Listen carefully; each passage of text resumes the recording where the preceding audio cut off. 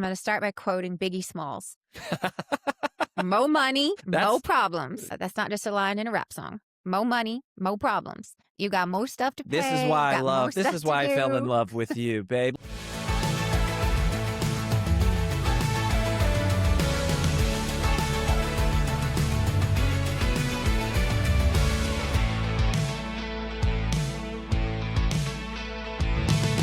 Many entrepreneurs burn out because they don't take care of themselves. They don't follow the rhythms, the routines, and the priorities that we're going to be talking about on today's episode. As an entrepreneur, business owner, like, you have to maintain your health and optimize your well-being, both mentally and physically. So we're going to talk about some of those ideas for how to do that with both myself, Rory Vaden, co-founder of Brand Builders Group. I'm joined by my wife, my business partner, and our CEO at Brand Builders Group, AJ Vaden. So excited to have this conversation, babe. Yeah, I think this is a good opportunity for reminders and refreshers for the both of us. And so as we're reminded of all the things that work and what we should be doing, everyone else will get the benefits. There are some topics that we teach that we do a really good job of, and there's other topics where it's like work in progress. We're a work in progress. But I want to start the conversation with understanding, why is it so stressful to be a CEO and to be an entrepreneur? I think a lot of entrepreneurs, whether they're just starting out or if they've been doing it for 30 years, I think there is this sort of destructive, limiting belief that a lot of them have, that it's like, it shouldn't be so hard. And why is this so hard? And if it's this hard, I must suck. Like, I must be doing everything wrong, or like, everybody on my team is wrong, or like, just like, this is terrible, or it's not God's design. But when you zoom out, I look at entrepreneurs on the whole and I go, no, this is kind of just like a hazard of the job. Yeah. And so I would love your perspective and opinion on, why is it so stressful? Like, what makes the function and role of a CEO stressful? Mm-hmm. And then maybe we can try to first understand what is kind of normal-ish, and then what is really like abnormal. And then we can talk about the routines and rhythms for how to manage it all. Yeah, I think I would actually start with a not so often talked about shift from entrepreneur to CEO. Because as an entrepreneur, you typically start with doing everything. And so I liken to talk about, there's really two different definitions of CEO. And in the entrepreneur seat, a CEO is really the chief everything officer. They do everything. They make the sales, they send the invoices, they pay the bills, they do the bookkeeping, they do the delivery, they do the ideation, the execution, they do the marketing, and then eventually they hire someone, and then someone else, and then someone else, and then someone else. But an entrepreneur starts as CEO, chief everything officer. And it's really hard to make the leap from chief everything officer to chief executive officer. And I think that's just not discussed, of when does everything start to fall off your plate, and in what order does everything fall off your plate. So at some point you actually do become a CEO, which is chief executive officer, which means you're making executive decisions. You're not paying the bills anymore. You're not sending the invoices. You're not the one who is making every job post or delivering every client or having every sales call. And sometimes that shift happens quickly. And I say quickly, I mean over 5 to 10 years. Sometimes that shift never happens because the CEO, the entrepreneur, wasn't able to release things from their plate, rather willingly, by choice, or even by force. And I think there's a lot of that is your identity gets caught up in it. Sure. Or you just get so used to being so busy, you don't know what to do with yourself if you don't have all that stuff to do anymore. And I think there's a lot of different things, or you tried to pass it off and it didn't work, or someone left, and then you live in the mindset of, well, I tried it once, it didn't work, I'll never do it again, right? Lots of things don't work the first time. That doesn't mean we don't try again. But I think a lot of us live in that seat. So I love this distinction between the chief everything officer, which is really an entrepreneur. CEO is a fancy title, to a true chief executive officer. there seems to be stress at both places, though. Like, people might think, oh, if I became a real CEO and I had a bunch of people on my team to just do everything, like I wouldn't have stress. And that, at least not been my experience or observation, that is really what happens. It's like new levels, new devils, that kind of a thing. So what are some of the stressors that you think are normal, that are kind of like, yeah, you're going to experience this if you're an entrepreneur or if you're a CEO? um and then what are some of the things that maybe you try to go like, yeah, maybe this is where it is unhealthy, or not Yeah, right? I think there's two things that I would like to highlight. I'm gonna start by quoting Biggie Smalls: "Mo money, mo That's problems," yeah. and that's not just a line in a rap song. Mo money, mo problems. You got more stuff to pay. You got more This stuff is to why I fell in do. love with you, babe. Let's talk about being a CEO by quoting Biggie Smalls. That's my woman right there. But there is some truth, and it's like, you got more money, you go have more problems. And I think there's a lot to that. And people just think, oh, if I could just hit this revenue mark, if I can just hit this net profit mark, if I just hit these income levels. And it's like, well, those come with more responsibilities. They come with more decisions. They come with More more complexity. complexity. And then they come with the second thing, which is mo people, mo problems. Mm-hmm. Right. And I say that lovingly. I love our team and I choose to have a team. That's not for everyone. And I think a lot of entrepreneurs don't know that they don't want a team Mm. before they have one. They realize it after the fact. Not everyone was meant to have a business where they manage a lot of team. That's a choice. Like, you have to have a love and a passion of building, growing, leading people to do that really well. And there's a difference between why a lot of people became entrepreneurs, because they didn't want to work for someone else, or they didn't want to have to do. But it's like, you're if you're going to grow a business, you're going to have to work with other people. Right. And those are your team.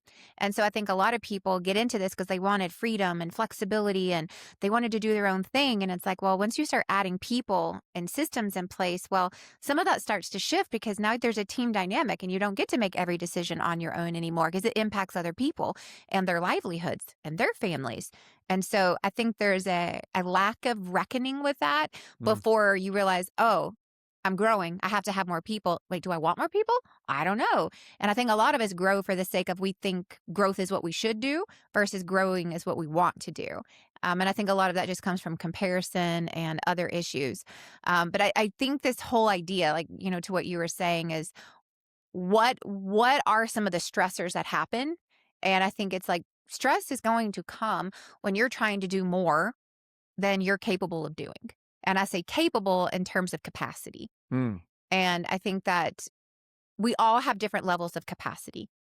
And when you're trying to do more than what you have capacity for is when stress comes. And I think it's good for us all to remember, I think we use the term stress as negative. There are two different types of stress. There is a good stress, and then there is a bad stress. There is a stress that is good and healthy. And then there is a stress that is not healthy. And that is continued stress. There are some parts of, quote unquote, the term stress that are actually good and healthy, biologically speaking. They get us moving. They get us doing things. They create awareness. It just build muscle, build resilience. But those prolonged are not good. So it's daily, minute stress, no problem. It's just, does that continue and compound day over day, week over week, with no relief? And that's where stress becomes really unhealthy. But stress in and of itself is not a bad thing. It's just when it takes over and there's no break, there's no relief, is when that becomes a bad thing. And that comes back to, are you doing more than you have capacity to do? Yeah, and the people topic is one that I think is a good example to go. Having people problems is normal. It's expected. It's hard, but it's a healthy, normal part of running a business. If you have people, you have people problems, not because your people are problems, but because the inherent nature of us as people is, we go on vacation, we have babies, we burn out, we get bored, we have conflict with each other, right? And there's just a natural, like, set of conflict, I think, that comes from having a group of humans trying to do anything in close proximity.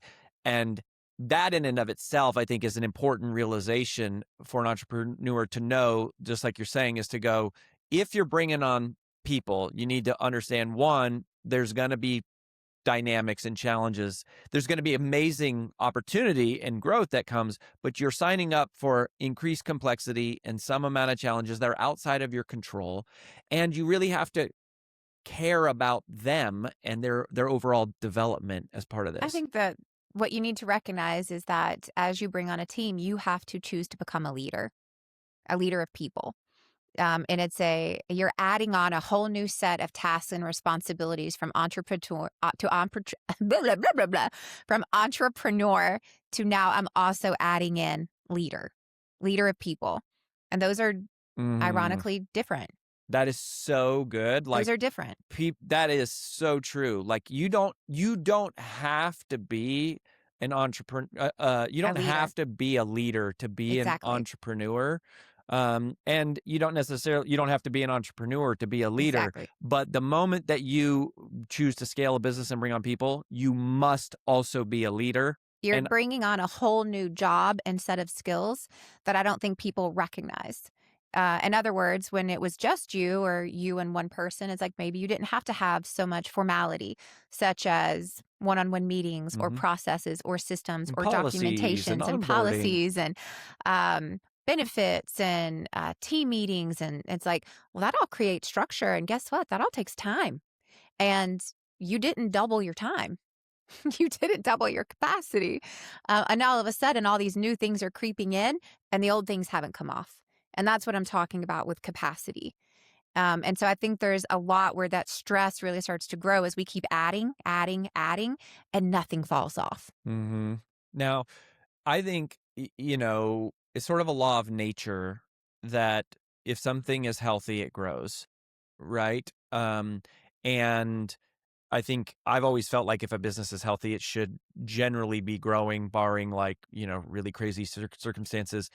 And so that means there's always going to be some stress. Like for your growth is always some level of stress. So the conversation shifts to going, okay, what can we do to manage that stress load? As you're saying, some of it is healthy, some of it's unhealthy, but there's always stress there. Like if you're growing, there is stress. But not always bad, but yes. Yeah. So, and even if you're not growing, there's stress. So yeah, that's right. Yeah. And if you're declining, there's even more stress. Yeah. Like there's stress there too. So what are some of the practices, the rituals that either you've done, you've seen other people do, you've learned from that help you sort of maintain, we say in our new book that peace is the new profit. How have you tried to maintain that from a practical sense? Yeah, well, I would just say that if you relate to feeling like, oh yeah, I have way more work to do than I have hours in the day and I have zero capacity and I have to work on nights and I have to work on weekends and yeah, I'm exhausted. It's like, well, I can relate to you. And I would just say you most likely can't solve it on your own. So I'd say most of what I'm going to share, I have learned through lots of outside help, coaches, conferences, masterminds, mentors, reading, prayer, journaling. Like this is not something that just comes. I would say. And if people don't know this about you and me, you're a personal development junkie. Totally. We are personal development junkies. Totally. Like one of the core values at Brand Builders Group is personal growth, i.e. personal development. So yes, I'm a huge advocate of it. And apparently in this area, I've had to do it a lot for it to finally stick. Plus, you're married. You have the extra blessing of being married to someone who adds a little extra stress along the way, just to keep you on your toes. But here's something that I have found. Now, I'm a part of EO Nashville, the entrepreneurs organization here in Nashville, and I've had the immense privilege to have the same forum, which is like a small group within EO, for 10 years. And we've seen, marriages come and go, businesses come and go, business divorces. We've seen, family members come and go. And it's been a very deep relationship. And one of the things that I have seen more that we've seen, mergers, acquisitions, and exits. So I'm just saying like firsthand, real life, all the things, resignations and hard decisions, like all the things. And one of the things that I've seen that causes the most stress in all of our lives is when we constantly ponder why. And we live in this, why did that happen? Why didn't that work out? Why? And there's just not near enough conversation around, what am I going to do different? How can we move forward? Mm. And I believe that in my own personal life and in the lives of the people that I get the closest front row seat to, when we ruminate and why did this happen? Or why is it like this? Or why is the business declining? Or why didn't that customer buy? Or why did that person resign? Or why didn't they file the taxes on time? Why? We're surrounding ourselves with problems and zero solutions. Mm. We're not even giving ourselves the opportunity to go, what needs to happen next? How do we need to move forward? And I think it's a really important thing where it's like, I would say most of my stress is when I sit there and try to figure out, why isn't this working, versus what's the next thing I can do? What's the one thing I can do? You, not everybody watching knows this. You lost your mom when you were young.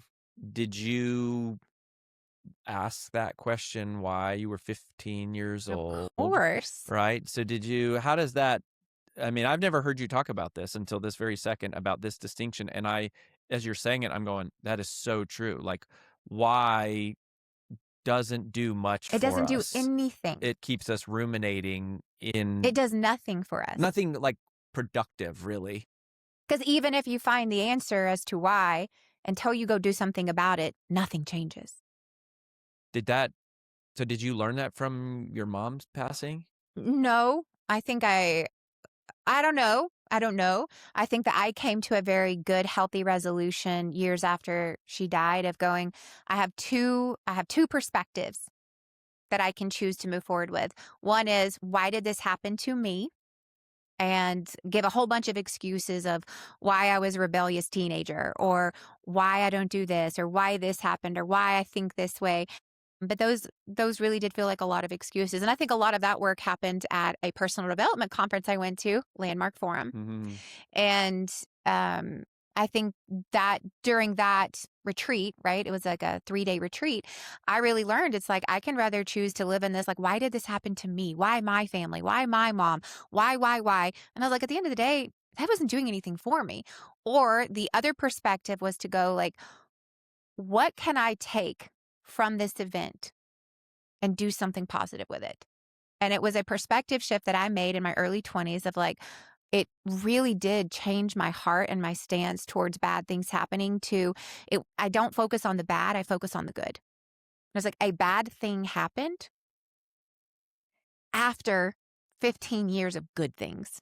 So why don't I talk about all the good things? Why do I talk about this one event that was really bad? And I don't talk about the other thousands of events and moments and memories that were really good. And then that made me think about it, in business and in sales. I remember in like my early days in sales, if I didn't make a sale, that was the only thing I could think about. I didn't think about the 20 people who signed up that day. I thought about the 2 who didn't follow through. Mm. And so it was like, for me, it was a full life shift around, I get to choose what I focus on, the bad events or the good events. And I think that's just a choice for all of us. In the middle of, we had someone recently resign in their role at Brand Builders Group, right? And it's like, I can really just get myself up in arms of like, what am I doing wrong as a leader? And don't get me wrong, I probably had a good 60 seconds of that, and before I had to like check myself. But then I had to look around and go, oh yeah, and we have 41 people who are still here. So do I want to focus on this one person who just wasn't a fit for where we're at in this culture of business growth? Or do I want to focus on the 41 people who were like raising their hands going, I'm here for it? Those are choices. Bad things happen simultaneously with good things all around you. And I think bad stress happens when we only focus on the bad things that are happening. And we're like, why did this? Why did this? Why did this? Because you could also ask yourself, well, why is all this good stuff happening? But we don't do that. Mm-hmm. We ask, why is the bad stuff happening? We don't ask, why is all this good stuff happening? And I think we have to really have a good, healthy discipline of countering the two. And I just don't think we as human beings in the current state that we live in, do that naturally, do that on our own. I have a life coach that I talk to every month that has to like bring me back to this every month because I can't do it on my own. I have a prayer practice and a journal practice every morning where the Lord brings me back to this every morning because I So don't do it on my own. yeah, so I want to talk about that. So mentally speaking here, there's a big transition of going, how do you stay mentally, emotionally healthy? It's spend less time asking why and asking more time what can be done. It's spending less time going, what bad thing happened, and going spend more time thinking about what the good things were that happened. When you get At in, least counter it. at least counter it. Yeah, I mean, I've coming back to your mom, I've that's always resonated with me, that you've always said, I don't think of it as I lost my mom when I was only 15. I think about it as I had 15 years with the best mom ever. And I think that's a choice. Like, that is a choice. So Yeah. that's on the mental side. Um, what about the practical side, the pragmatic? Like, what are the things you do in your schedule? What are the things, the activities that you engage in? Are there any other like actionable things? Yes. Yeah. So I want to talk about three very specific actionable things that I think really matter a lot when it comes to how do you prevent burnout in your own life, reduce stress, and actually enjoy what you do. And I think most of us who are business owners, entrepreneurs, we did this because there was a love and a passion for it. And I think it was Mike McAllowitz I heard who say this is the biggest threat to any small business is that the founder just decides they don't want to do it anymore because it becomes too much work, too much stress, too much burnout, and they're tired. So, how do you prevent that? Because that's definitely not why you started. And I think there's some things you have to have in place. I think the very first thing is that you actually have to have time to think. I think Mm, most CEOs or entrepreneurs in both categories, chief everything officer or chief executive officers, if you run with a rhythm of meeting to meeting to meeting to meeting to meeting to meeting to meeting, you have no time to think or process. So that just means you're just making decision after decision after decision without any time to reflect, pause, think, ideate, brainstorm, counter, ask questions. And it's just not a healthy pace to be in. You can do it for a short amount of time. You can do it for a day or a day every week, but it can't be every day of every week. At some point, and I use this term a lot for myself, is like you're going to have decision fatigue. hmm And that happens when there isn't time to think. So schedule time in your calendar that is for strategic thinking and then don't schedule over it, right? And are you talking about like morning routine, or are you talking about like during the day or during During the the week day, or a every quarter? Monday, I block my calendar from 2 p.m. to 5 p.m. Mm, every Monday.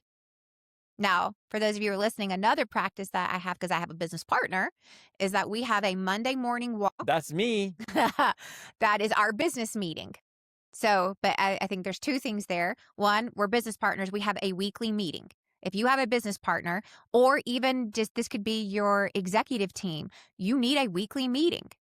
That's not with everyone, but it's with your business partner or your executive team. And it's a 3 hour meeting. It's not a 30-minute stand up. It's not a 1 hour stat review. This is a 3 hour. What's the most important things? What do we have to discuss? What do we need to get on the same page with? What did I do last week that I didn't tell you? Or vice versa. What's happening this week that we may or may not know about?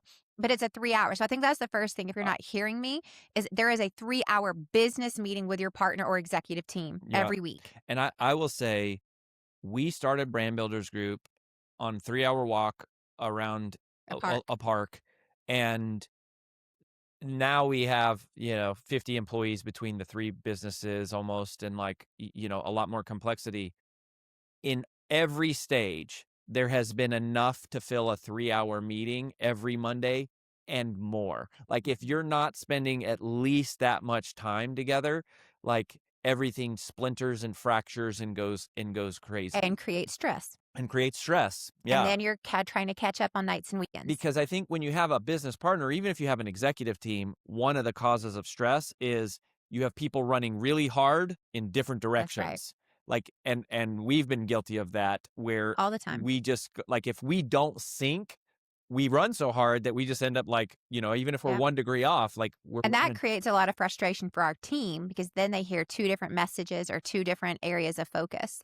But I want everyone to hear it's like that's the first thing to actually not have burnout is to have this routine meeting that you don't miss. The second thing, if you didn't catch what I heard, is it's not in a boardroom. It's not in a conference room. It's not at your computer. It's not at your desk. We do it on a walk. And I think that's really important because this becomes more about a conversation than an agenda. It creates freedom and flexibility to talk about things versus what's next. What's next? It's not a PowerPoint presentation. This is a conversation.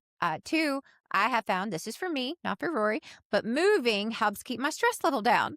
So as we're getting into things that we don't disagree on, and if your stress level is down, my stress level is down. So it is for me. But these are things for like when we may not have alignment on. And I have found that being in nature, specifically in nature, helps me go. If y'all haven't noticed, AJ's hair is really red, and it's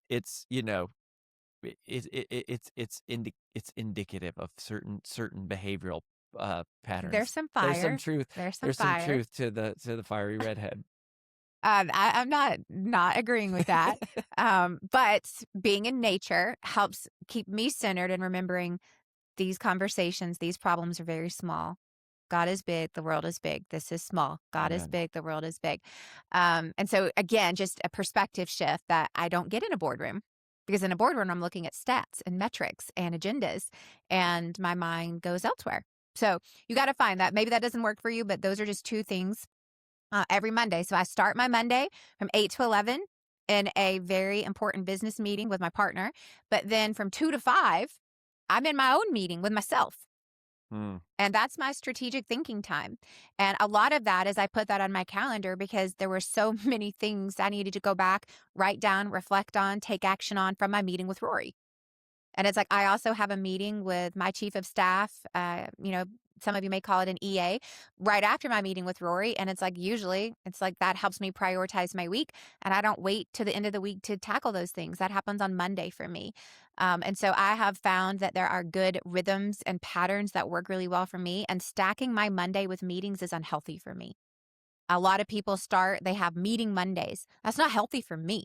I can't have a meeting Monday. I have to have a thinking Monday, a planning Monday. And most of my meetings happen on Tuesdays, Wednesdays, and Thursdays. So if I'm going to take calls and meetings, they're never on Mondays and they're never on Fridays. So I have themes and blocks of time for each day of the week so that I'm in a good mental pattern of this is what I do on this day. And that has been a very healthy routine. But I don't start the meeting or my Mondays with meetings because they're crazy. And then I just start the week behind. And I think people who have the Sunday blues, right? And they're like, oh, tomorrow's Monday. It's because they know what's coming on Monday, which is it's a full 8-hour marathon. So I didn't want to have that. And that was up to me. I get to make that decision. So I don't have a bizarre Monday. I have a very well-paced strategic meeting and then a meeting with myself to make sure that I'm well planned for the week. I also want to highlight one thing about the meeting that we have. If you're married or you work with your spouse, I want to make sure people know this is where we talk about work stuff. We do not talk about work stuff at night and on the weekend, Right. because that's a mistake that I made for years. Yeah, we both made of like, we have to have dedicated.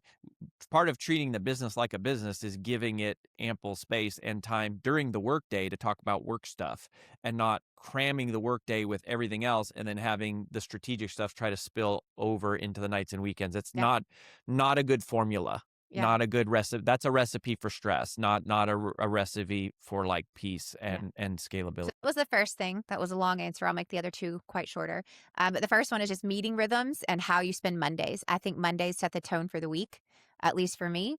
And running a company and a business and making sure I'm well planned and thought out for all the one-on-ones I'm going to have, team meetings, metrics meetings, financial reviews, whatever is happening that week. It can't be on Monday. It's not healthy for me. The second thing is how I start my day, right? And so I think this is a really important part. It's like if you start your day in a tailspin, you're going to end your day in a tailspin. So I have a really good, healthy morning routine. Your morning routine can be whatever it is, but for me, I know that between 6 and 7, that has to be just my time with the Lord. And when I have that time, I have a good day. And if I don't get to have that time with the Lord, I usually have a hard day. And it's because I didn't have a time to sit and reflect and be grateful and to be in the Mm. Word. And that just, what it does, it just sets the tone of, what am I grateful for? What have I been blessed with? And anything that's hard that I have to face that day, I've already countered it with all the good that's in my life. Bad things happen all the time, but I choose to counter it with the good things that the Lord has given me by talking with Him about it every morning. So I want to double tap on that because, second nature for us at this point, but like to somebody who goes, I picture somebody listening to that being like, wait, you spend an hour reading Leviticus like every day? Like, how do you spend an hour reading the Bible, or what are you doing there? Like, to go, that doesn't seem, exciting, or maybe that's sleepy or whatever. Like, how do you break that hour Yeah, well, apart? if you're not a believer, that could be reading a personal development book, or if you're of a different faith, it's reading whatever. So I would just say it's your spiritual time, it's your faith time. But mine's a combination, and I'm totally stealing this from the book. Jamie Winship wrote the book Living Fearless. I was not a journaler prior to reading that book. I actually thought journaling was pointless and useless until I realized it wasn't. So it was a great revelation for me a couple of years ago when I started this practice. But here are the prompts, and I do these same prompts every single day. The first thing is I say, Lord, today I'm grateful for. And then I share what I'm grateful for. And it's sometimes the same, sometimes different. In your journal, you're In writing my this. journal, just in case I forget, right? Okay. So that's the first thing. The second prompt is, Lord, today I pray for. And I pray for people, I pray for business, I pray for change, I pray for whatever. But those are the first two things. Then my third prompt is, Lord, what do you want to reveal to me today? Wow. Then I go to the Bible. So that's how I start my Bible study. And you got those questions from Jamie I did. Well, Winship? there's another one, so I'm not done. Oh, okay. So, Lord, what do you want to reveal to me today? And that's when I go to the Word. That's when I go to Scripture. And lo and behold, every single day He has something to reveal to me. So then I go back to my journal and I write down what it was, like what stuck out to me. And I have a highlighter in my Bible, and there's just always something that sticks out in a new and different way. It could be a verse, it could be a whole book, it could be a whole chapter, but there's always something. And then I write it down. And then my last prompt is, Lord, what do you want me to do with that? Not why did you reveal that, Mm. but what do you want me to do with that, Lord? What's my action item from here? And that's how I have clarity of how to move forward in that day. So you're literally having a conversation with God, like Every day. asking, Yeah. what do you want to reveal to me? Yeah. Then you look in the Word, find the answer, and then you record the answer. Yeah. Oh. That's the hour. Mm-hmm. And so it's not like I'm reading scripture the whole time, but maybe 20 to 30 minutes of that time is like in the Word reading, and I just look for guided plans. I'm not trying to figure it all on my own. Mm-hmm. I find guided plans, read through a Bible in the year, or I'm doing a deep dive in a certain book, whatever it is. I find plans and I follow the plan. But here's what I would say is important if you're, faith curious or you're a follower. It's like, if you go, He'll always show you something. And it's always something that you need right then and there. And I just always need something. So, Mm-hmm. there's always something to learn. There's always something to be shown. But that's how I start my day. So my Mm-hmm. Monday routine is really important to me. My morning routine is really important to me. And then the third thing. Okay, hold on. So before we get to the third thing, I feel like, forgive me, but I got to do a shout out here for the Eternal Life podcast. Absolutely. So if any of you, if you struggle, if you're a very logical, analytical person like I am, and you struggle with faith, that used to be me. I was a skeptic of faith and specifically Christianity, and I just struggled to believe that somebody had performed miracles and walked on water and raised from the dead. And over 20 years, I put a lot of time into studying the history, the archaeology, and the logical and academic evidence to support the Christian faith. And I consolidated all of those findings into a free podcast called Eternal Life: 7 Questions Every Intelligent Skeptic Should Ask About Jesus. And it's not meant to convert you. It's just a presentation of the logical evidence that I found. That is how I became a very devout, convicted believer not on a spiritual encounter, but through a deep logical exploration. So you can check out the Eternal Life podcast if you or someone you know is like, faith curious but struggling with some of that. Okay, Yeah. so back Last to one. back to Here's number my 3. third thing that I think more than anything, not more than anything else, but I would say one of the things that has been most revolutionary in my life that I really truly underestimated the power of more than anything else. Like, I didn't underestimate the power of spending time with the Lord or having a good schedule. I didn't underestimate. I knew that was important. I just had to make time for it. What I truly underestimated more than anything else was the importance of diet and physical fitness. And I always like, I just don't have time for that. And it's like, now if I don't make time, I feel the impact. Like, I was really blind to how important it was for me to have a physical release of stress. And that looks different for all people. But this is something we've learned about you together It's like in the last couple of years. We didn't know this about you. We knew this subconsciously, but we didn't bring this into our consciousness about you, which you are a high energy burner. I'm a high energy burner, which means if I do not have intense physical movement, all my stress, I tell my kids, I'm like, what's his name? Shadow in Sonic. If you've ever seen the third Sonic. Oh, Sonic 3, yeah. He's got chaos energy. And he runs around, chaos energy. And that's me. I'm Shadow from Sonic unless I release it. And so I have to figure out, it's got to be a very brisk walk. It has to be hot yoga. It has to be punching a bag or playing an intense game of pickleball with my kids. Like, it has to be an energy release. A casual walk, I ain't going to do it, right? It's got to be an intense release. But it's like, even sometimes Rory will just look at me. He's like, you need a walk? I'm like, I need a walk. And I'll come back a different person.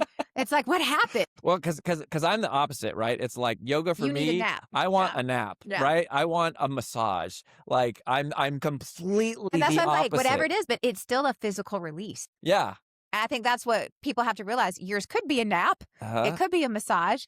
Mine is a physical release of energy because all that stress builds up. And that's where you just have to spend time going, like, what does my body need? Not my mind. What does my body need to keep up with my mind? And by the way, here is a little bit of physiology and that we learned. This is a scientific thing. You had a doctor that prescribed to you that said you need to hit stuff. I did. That there is a chemical release that happens in your body when you hit things. And so, rather than hitting me, we got a punching bag and paddle sports. We do pickleball now, but we have table tennis, and real tennis, and just anything where you can actually like make physical contact with something. And it's amazing how much it makes a difference. And again, every physical body is different, so you have to know yours. But I truly underestimated how keeping my body in check actually allowed me to keep pace with my workload. And so there is for me, a physical release. Maybe it's a power nap. Maybe you're like Rory and it's like a massage. You're either sloth mode or you're tiger mode. Like, it's probably one of these two. But it matters. It matters a lot. And by the way, like, you see this because when guys get frustrated, this happens sometimes, they punch a wall. Right. And that like when guys get super duper wound up and get so angry, they will punch. You got to have a release. A wall. It's got to come out. This is a biological thing. Well, here's what I will tell you. If it doesn't come out in a physical release, it comes out in anger. It comes out in frustration. It comes out in other physical ailments. It's going to come out. If you guys have never read the book, The Body Keeps the Score, it's like the body holds on to your stress. You have to figure out how to release it to be a better, healthier, happier person for your team, for your family, and for yourself. And so the physical release is a huge part of my routine now, but then also the diet part.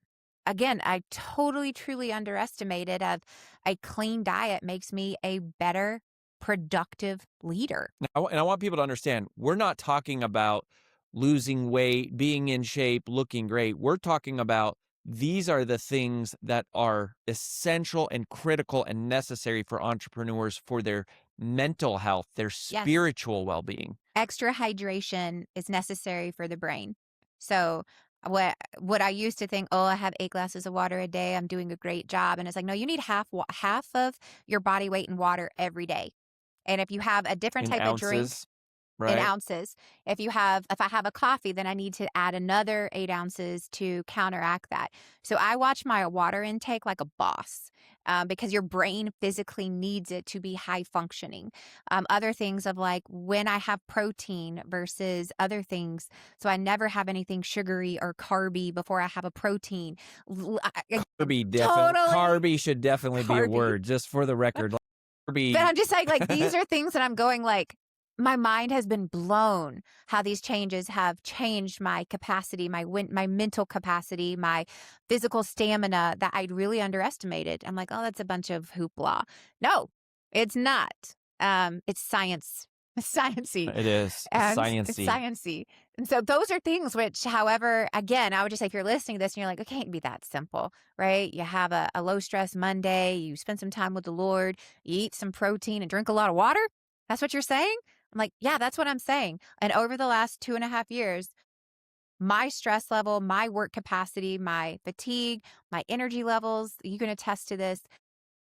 I am healthier, better, and younger at 42 than I was at 32 by a long shot, because I take these things serious now for my mental, physical, and spiritual health.